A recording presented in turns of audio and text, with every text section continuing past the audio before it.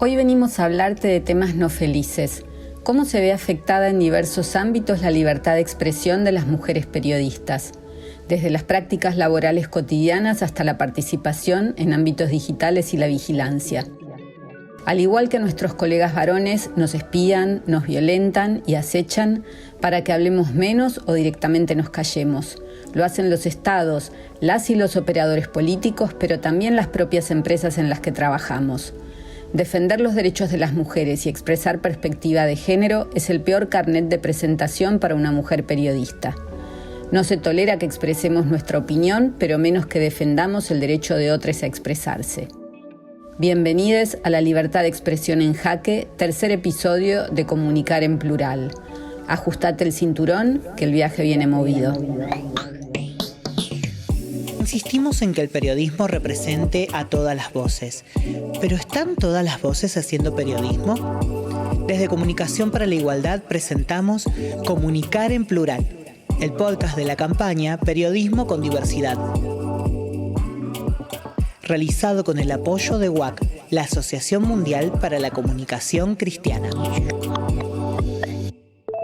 Algunas reflexiones sobre las distintas formas de coartar la libertad de expresión en base a mi experiencia como periodista en distintos medios durante mis últimos 40 años. Que te hagan creer que tus ideas y propuestas son escuchadas, pero las descartan con un engañoso «dale, mándamelo por escrito». O «ese personaje, ¿por qué no me haces una lista de 10 o 15 más y después vemos?» Claramente nunca ese invitado que vos propusiste va a ser tenido en cuenta. Cuando te empujan a la autocensura y te dicen, a vos no se te paga para que pienses. Cuando te cuestionan tus fuentes, porque algún sector afectado por la información llama a tu gerente de noticias. Cuando algún reporteado se queja ante tu jefe por tus preguntas y tu propio jefe te lo hace saber, ya sea con simpatía o con un claro mensaje aleccionador. Cuando no te autocensurás, das la información que tu medio omite, con tu perspectiva de género, con tu perspectiva de derechos humanos, y te dicen por el auricular, en vivo, mientras estás al aire, cállate, a nadie le importa lo que opinás. Si querés hablar, cómprate media hora en un cable. Cuando el medio para el cual trabajás levanta las banderas de la defensa de la libertad de expresión e incluso recibe premios internacionales, pero adentro de la empresa impiden la libertad gremial. Cuando te persiguen y hostigan por defender los derechos de los trabajadores de prensa, por defender la libertad de expresión y el derecho a la información. Cuando te desplazan de tus tareas que llevas adelante como conductora de noticiero de manera ininterrumpida durante 25 años, todos los mediodías en la misma pantalla. Y cuando finalmente te despiden. Cuando todo eso pasa, entendés que tus derechos y la defensa de la libertad son una conquista diaria y que la salida siempre es colectiva.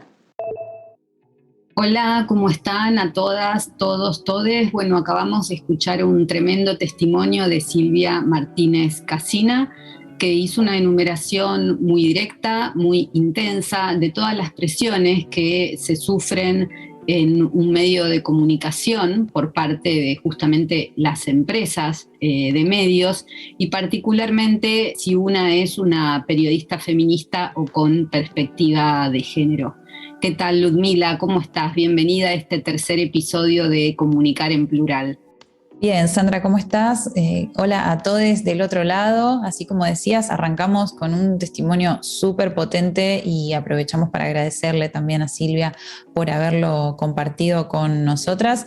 Vamos a hablar entonces de la situación argentina. Decíamos en la intro, libertad de expresión en jaque, y de eso se trata, ¿no? Un poco ver qué es lo que está pasando en el panorama argentino puntualmente con las periodistas mujeres, porque mucho se habla de censura a la libertad de expresión desde las derechas, ¿no? Sabemos que es un discurso bastante del que se sirven mucho, pero nosotras también tenemos cosas para decir en relación a qué pasa con las mujeres en el periodismo, con con el periodismo feminista, qué es lo que está pasando ahí con la libertad de expresión, así que vamos a estar con eso, vamos a estar también tocando el tema obligado, que es la compra de Twitter por parte de Elon Musk, y también vamos a tener una cobertura en exclusiva de lo que fue la Conferencia Global de Libertad de Expresión de UNESCO, pero no me quiero adelantar, vamos por partes.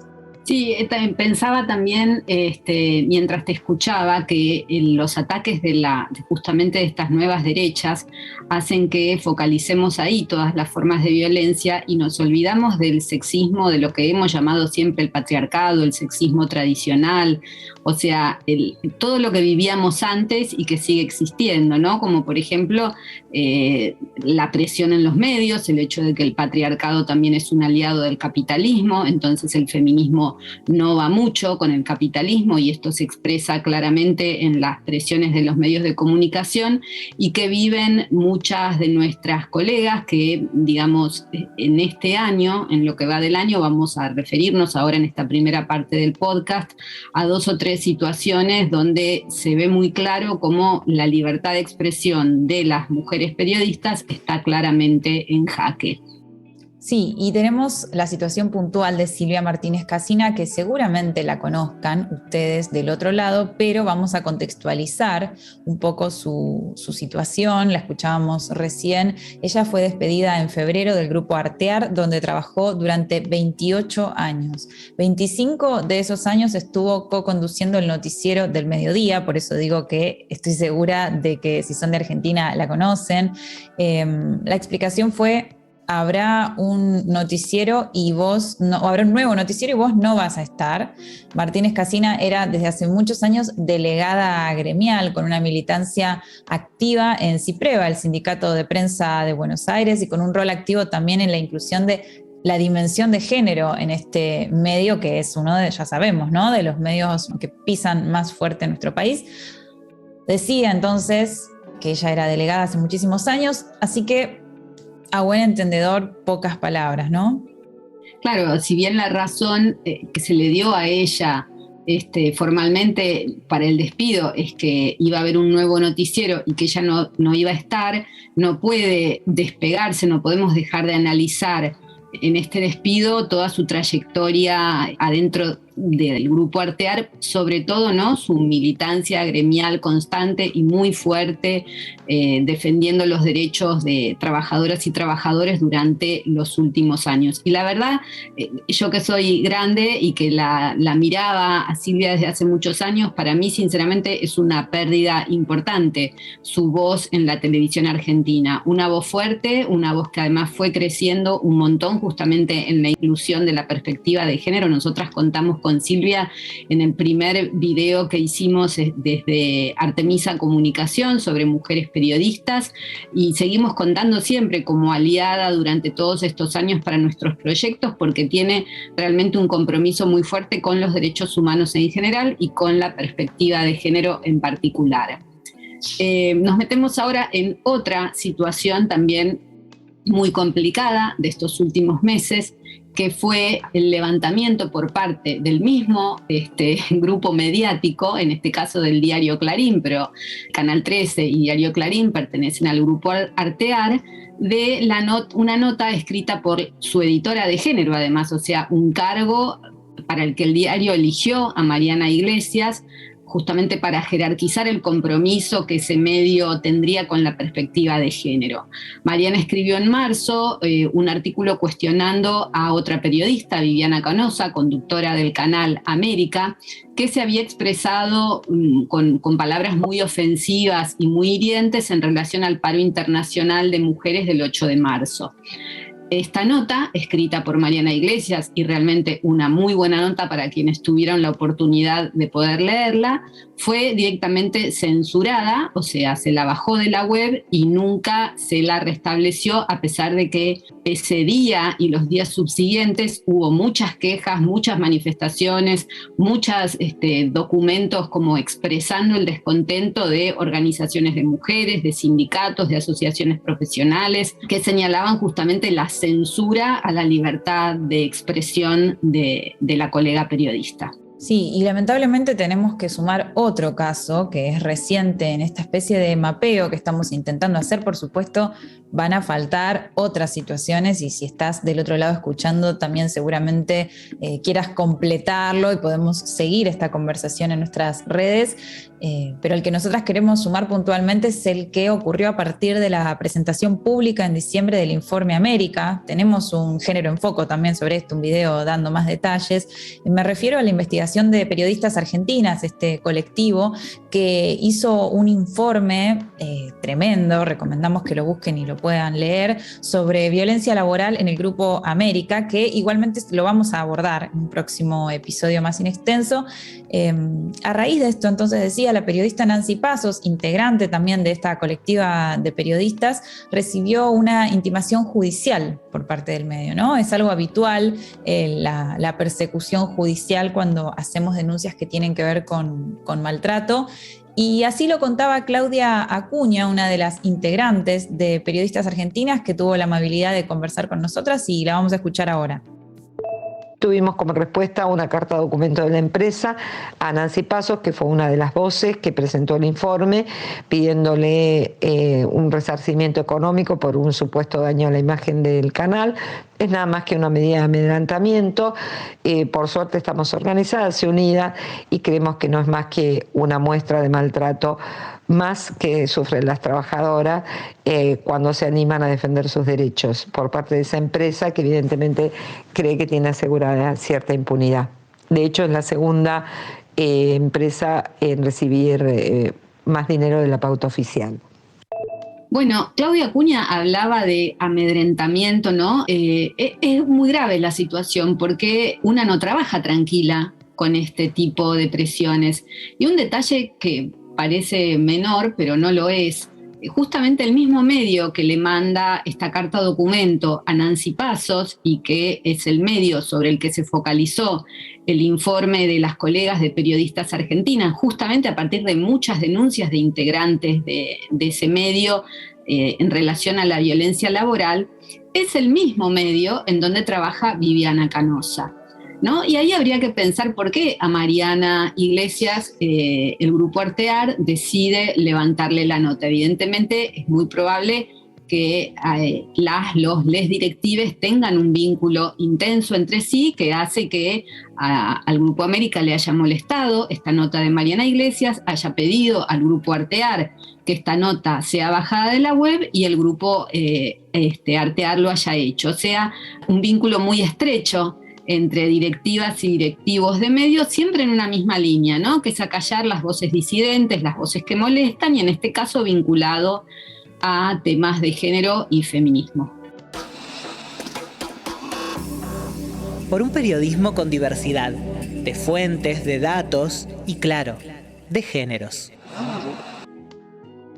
Bueno, si hablamos de libertad de expresión, hoy, en este contexto en que estamos grabando, que es mayo 2022, siempre me gusta anclarlo porque el podcast lo podés escuchar cuando quieras, ¿no? Donde quieras, pero lo estamos grabando hoy, entonces es imposible no mencionar la compra de Twitter por parte de Elon Musk, nada menos que el hombre más rico del planeta. El panorama puede variar mucho si vos nos escuchás dentro de un tiempo, pero hay algunas cuestiones que podemos puntualizar de lo que se sabe hoy de Musk, que bueno, es dueño de Tesla, de SpaceX, no hace falta que te lo presentemos demasiado. Compró esta red social, esta empresa, con la supuesta intención de elevar los estándares de libertad de expresión, él dice, aclara, dentro de los parámetros de la ley, ¿no? Habría que ver. Esto implicaría, por ejemplo, eliminar los bots que funcionan automáticamente, digamos que no están respaldados por una persona humana, pero también avanzar hacia una política del nombre propio en la cual no se podría usar la red de modo anónimo o resguardando la identidad. ¿Se acuerdan que Facebook hizo algo por el estilo hace unos años? Te pedía incluso una foto de tu DNI, medio que lo naturalizamos sin pena ni gloria, pero ahora ya es diferente la situación. Twitter tiene, si bien es una red mucho más pequeña que Facebook, tiene un uso muy político, un uso muy periodístico también, se dirimen algunas cuestiones, sobre todo en Estados Unidos, donde tiene muchos usuarios, no es el caso de otros países, pero hay ahí un problema bastante grave para para la libertad de expresión, los ciberactivismos. Si vos te estás preguntando mientras escuchás, bueno, pero ¿por qué sería un problema que no haya anonimato, que haya que dar el nombre? Te invitamos a escuchar el último capítulo del podcast del año pasado, de Germinar la Nube, donde hablaron expertas en ciberactivismo y explicaron mejor este tema. Sí, un comentario que voy a agregar en relación a los bots, porque como los bots están asociados a lo negativo, a los call centers, ¿no? Donde hay bots, hay trolls, etcétera. Pero hay bots positivos también, y hay muchos que una puede ver, por ejemplo, en Twitter, que son cuentas automatizadas que van emitiendo posteos. Por ejemplo, hay uno del Bosco, si no me equivoco. Hay distintos, pero son posteos súper positivos. Esto también para tenerlo en cuenta. No sé con qué conocimiento de causa habla Elon Musk, ¿no? ¿Por qué lo dice? Pero la verdad es que los bots no son necesariamente negativos y esto estaría bueno tenerlo en cuenta. Y otra de las iniciativas que propone es reducir la publicidad de Twitter y especular con que la red se financie a partir del crecimiento, o sea, a futuro, el crecimiento de las personas usuarias.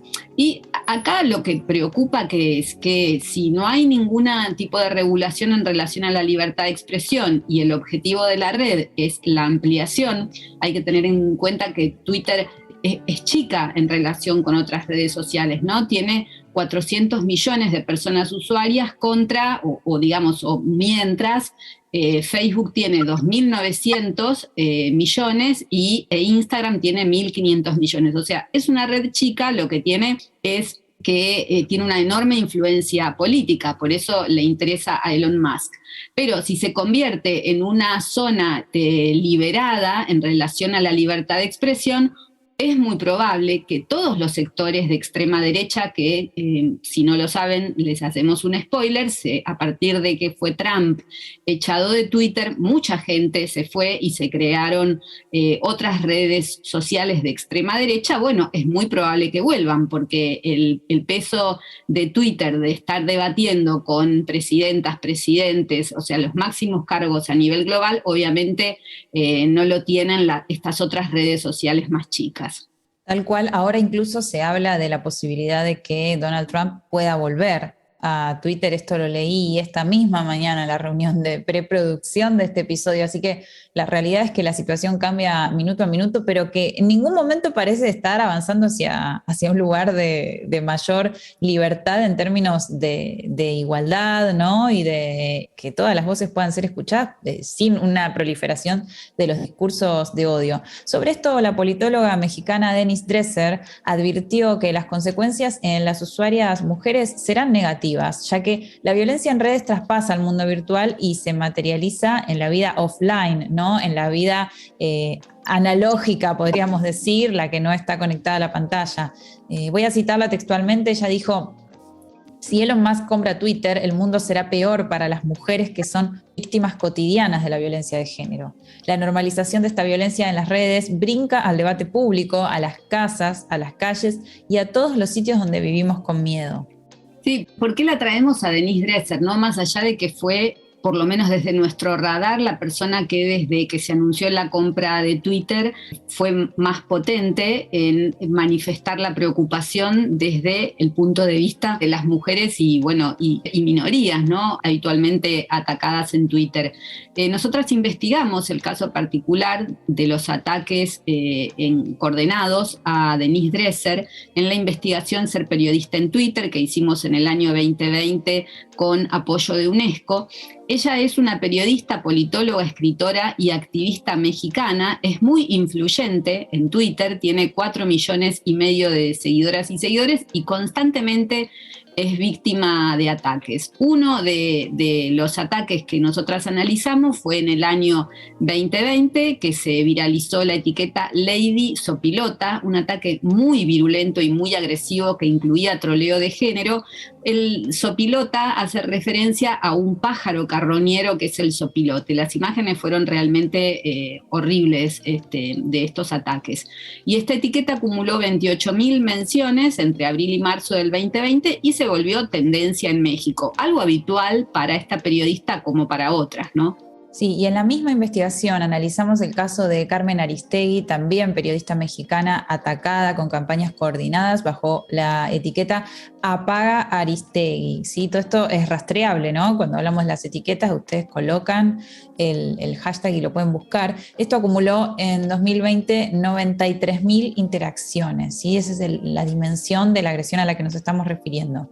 En los dos casos, los ataques acontecieron después de que ambas expresen opiniones críticas hacia el gobierno de Manuel López Obrador, y las redes desde las que se emitían estos posteos se presentaban con la etiqueta Red AMLO Lab o Red AMLO. Si ustedes quieren saber más detalles de esto de lo que les estamos hablando, lo pueden leer en la investigación de nuestra web, pero acá les hacemos así un panorama de la dimensión de agresión de la que estamos hablando, ¿no?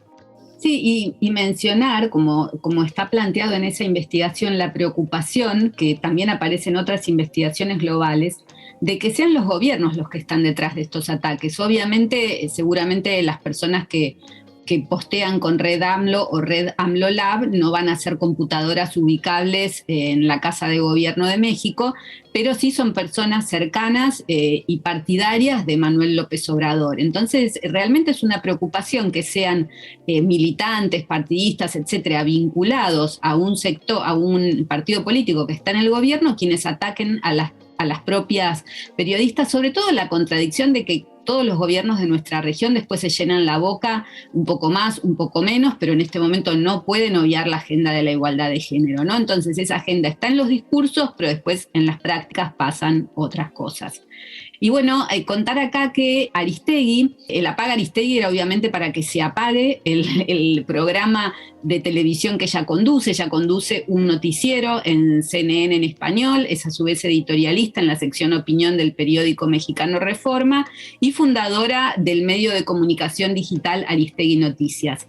Bueno, como decíamos al inicio, nosotras estuvimos participando la semana pasada, a inicios de mayo, de la Conferencia Global de Libertad de Expresión que hizo UNESCO en Punta del Este, Uruguay. Ahí estuvo Carmen Aristegui, muy contundente también en relación particularmente a la violencia digital de género.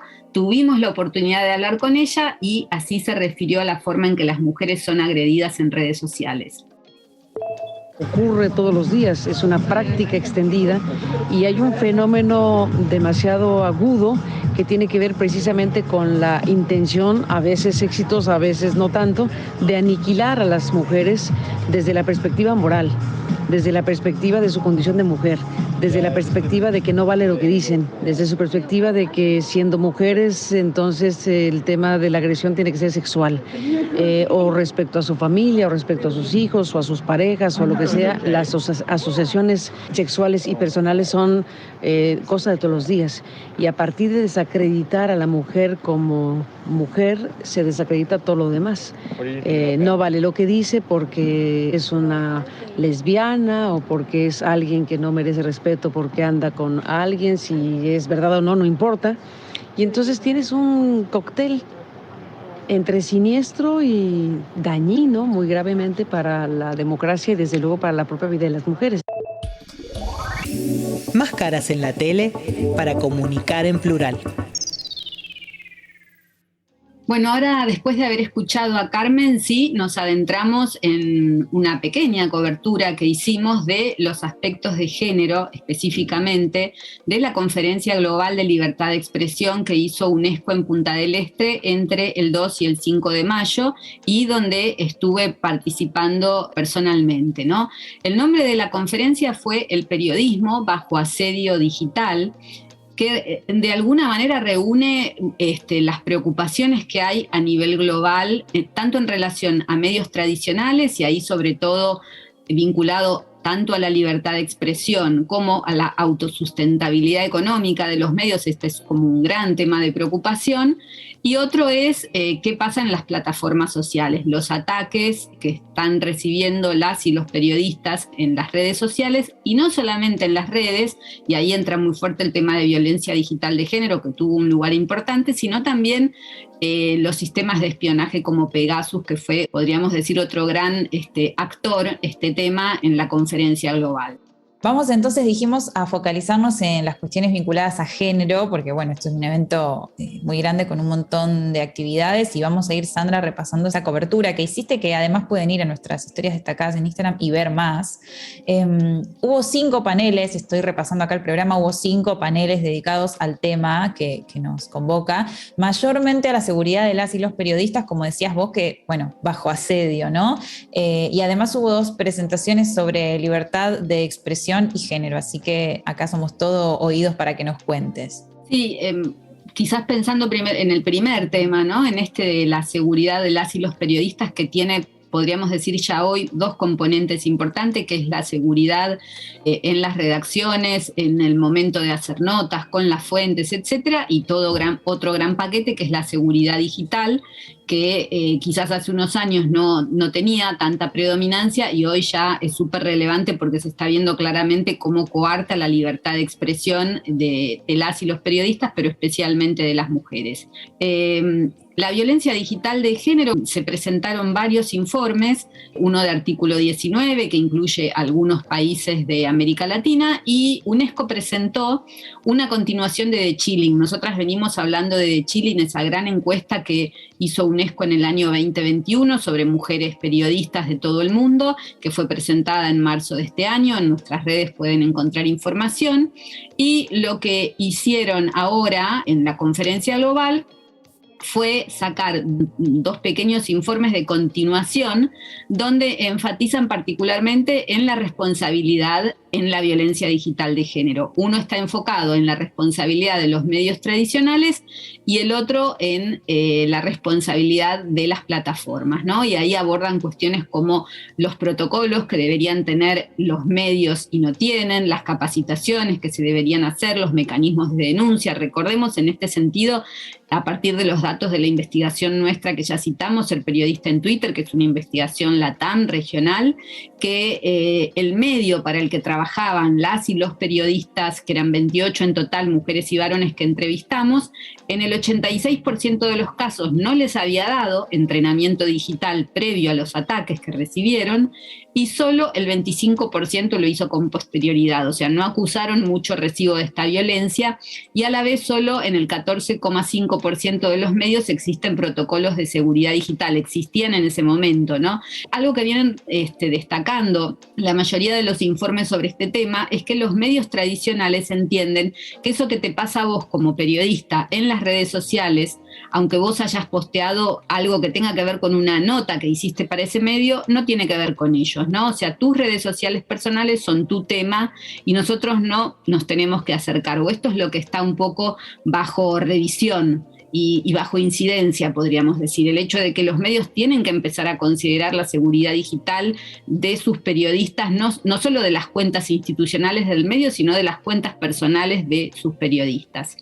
En este sentido, tenemos un segundo audio de Carmen Aristegui, que como decíamos es un claro ejemplo de una víctima, digamos, de violencia de género digital, donde ella justamente pone como el acento en la cuestión política, ¿no? ¿Cómo afecta a las democracias la violencia de género digital? El tema que se ha abordado en esta cumbre mundial, entre otras cosas, tiene que ver con la violencia digital en contra de las mujeres, y dentro de las reflexiones que se puedan hacer, desde luego tiene que ver una de ellas con la afectación directa a la propia democracia. Aunque parezca una cosa de perogrullo, hay que decirla para evidenciar la gravedad del hecho.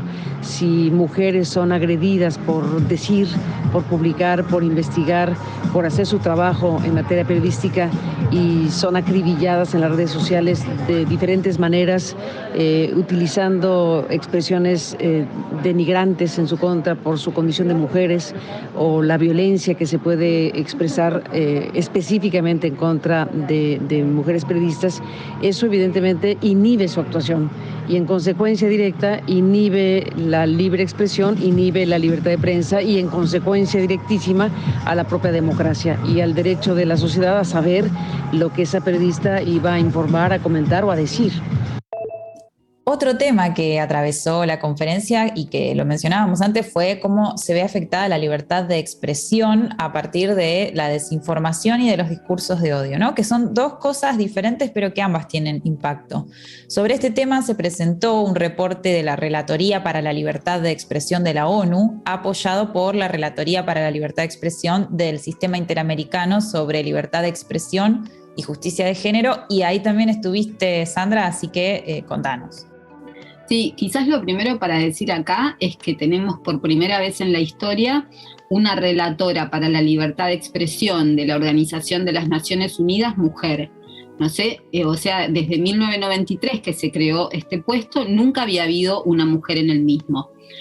Sabemos que las mujeres pueden llegar a los puestos y tener una perspectiva conservadora o incluso no sensible a los temas de género. No es el caso de Irene Khan, ¿no? Irene Khan llegó en agosto del 2020 y en julio del 2021 estaba presentando este informe que se llama Justicia de Género y Libertad de Expresión a la Asamblea General de la ONU. Es un informe muy potente que, bueno, fue destacado durante la conferencia en varios de los paneles y que además ya está siendo destacado en artículos sobre políticas de comunicación y género, está empezando a ser reportado, porque lo que se espera es que tenga impacto y relevante, ¿no? Y se está aprovechando todo este año para presentarlo en foros internacionales y regionales.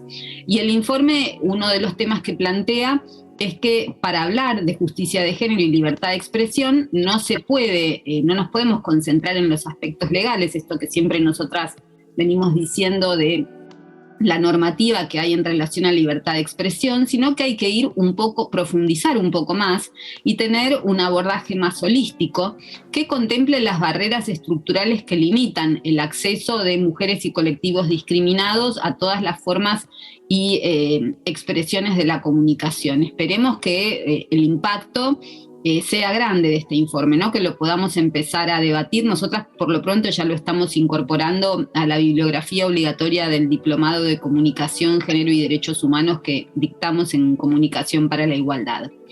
Y otro tema, podríamos decir que a nivel internacional, Irene Khan fue la que instaló la agenda de libertad de expresión y género en la conferencia, y a nivel regional esto lo hizo Yulisa Mantilla Falcón. Yulisa es una de las comisionadas, o sea, integrantes de la Comisión Interamericana de Derechos Humanos, pero a su vez durante el año 2022 es su presidenta, ¿no? Un rol importante, y desde ahí ella está muy decidida a impulsar los temas de género dentro de la comisión. Y lo que planteó Yulisa es una apertura del debate en relación a la necesidad de considerar los discursos misóginos, sexistas, como parte de los discursos no protegidos por el derecho a la libertad de expresión, es decir, que el Estado, si bien con todas las limitaciones, ¿no?, del test tripartito, pero debería intervenir sobre ellos para frenar la violencia. Un debate que las organizaciones feministas en la región venimos insistiendo hace mucho, ¿no? ¿Qué hacer con la libertad de expresión cuando del otro lado hay discursos de odio, misóginos, etcétera, que limitan a su vez la libertad de expresión de las mujeres? Así que la escuchamos a Yulisa sobre este tema. Primero, destacar que la violencia contra las mujeres periodistas es parte de una violencia más amplia, número uno. Número dos, que los marcos normativos son importantes, pero que si no analizan todo el contexto, van a dar respuestas específicas, pero insuficientes. Y el otro elemento que también es importante es el tema de la visibilización de las voces de las mujeres de manera diferenciada. En todo este contexto es importante también, como lo ha planteado tanto el informe de UNESCO que se ha presentado y la declaración conjunta, el análisis del artículo 13 de la Convención Americana y de los diferentes artículos del Pacto Internacional de Derechos Civiles y Políticos 19 y 20 para identificar el discurso misógino como un discurso que no puede permitirse. Pareciera ser que el desarrollo del derecho internacional ha focalizado en el tema del discurso de incitación a la guerra y del racismo. Pero ¿qué pasa con el discurso de odio, el misógino, la violencia contra las mujeres? Creo que las restricciones a la libertad de expresión, que tienen que ser proporcionales, pasar un test estricto, tienen también que identificar el impacto que tiene el discurso de odio, el discurso de incitación a la violencia contra las mujeres. Bueno, es muy importante esto que dice Yulisa Mantilla Falcón, ¿no? Justamente cómo a nivel internacional, dentro del gran paquete que son los discursos de odio, siempre hubo una consideración como discursos de odio menores o no tan graves, los que tenían que ver con el sexismo y la misoginia. Y en cambio una consideración más grave de aquellos que podían tener que ver con la raza, con la religión, con la guerra, etcétera. Bueno, acá se plantea la necesidad de equiparar, ¿no? De considerar la gravedad de los discursos sexistas. Y por último, mencionar que un concepto que también se presentó en la conferencia es el de desinformación de género, que ya está circulando a nivel internacional. Fue presentado en este sentido un breve documento por la Asociación para el Progreso de las Comunicaciones, APC, ante la Asamblea General de la ONU en el año 2021, y a partir de ahí se lo está empezando a considerar en la reflexión académica y activista, y que es un término que englobaría todas las formas de desinformación, de discursos de odio y de violencia digital específicos hacia las mujeres, ¿no? Esto que hacemos desde el feminismo de instalar términos que nos permitan hacer incidencia política. Bueno, excelente la cobertura. Como les dijimos, tienen más todavía en Instagram. Son un montón de temas que desprenden otras preguntas que nos vamos haciendo, pero vamos a despedirnos acá, vamos a seguir en el siguiente episodio donde, como ya les habíamos adelantado, vamos a complementar el capítulo pasado cuando hablamos del Monitoreo Mundial de Medios y cómo aparecían las mujeres. Bueno, queremos dedicarle un capítulo especial a ver qué pasa con las personas trans y su representación en las noticias, y también las comunidades originarias en los medios, qué relevancia tienen. Así que nos vamos a meter con eso, y bueno, como va a ser en el marco también de inicios de junio y sucede el 3 de junio, por supuesto que vamos a referirnos también al Ni Una Menos, porque todos esos temas se relacionan con el periodismo feminista, y de eso se trata también este podcast, ¿no? Así que gracias, Sandra, por todo el detalle que nos compartiste de estas jornadas, y bueno, nos encontramos, si te parece, en el próximo capítulo. Sí, en 15 días estamos acá firmes con ustedes. Un abrazo, Ludmi. Chau, chau. Escuchaste un podcast de Comunicación para la Igualdad, realizado con el apoyo de WAC, la Asociación Mundial para la Comunicación Cristiana. Si querés saber más de nuestra campaña, busca Periodismo con Diversidad en tu red social favorita o en comunicarigualdad.com.ar. Y no te olvides de seguirnos en Spotify para enterarte cada vez que sale un nuevo episodio. Escuchaste a Sandra Chaer y a Ludmila Fernández López en la conducción de este episodio. La producción estuvo a cargo de ellas y de Paola Ramírez Barahona. En la locución escuchaste a Celeste Giacheta, grabado y editado por 25 Horas Producciones.